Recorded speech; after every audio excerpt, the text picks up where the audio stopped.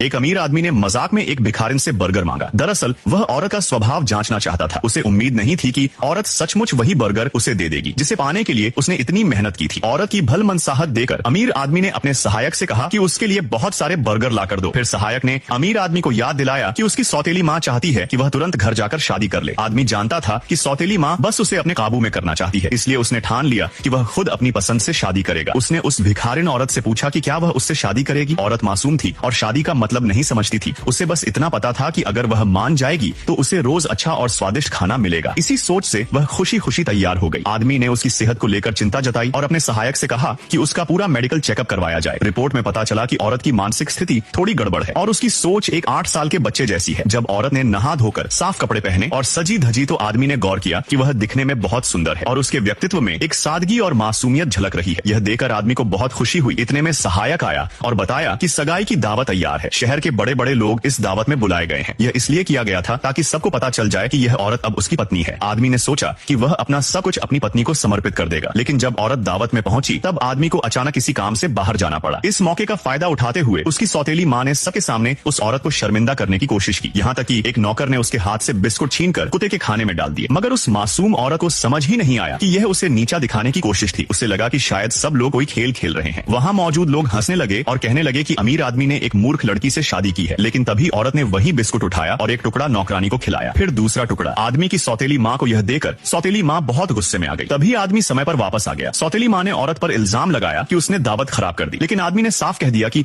अगर उसकी पत्नी खुश है तो वही उसके लिए सबसे बड़ी बात है और वह अपनी पत्नी को सब कुछ देने के लिए तैयार है। और फिर पार्ट 2 के लिए लाइक करें।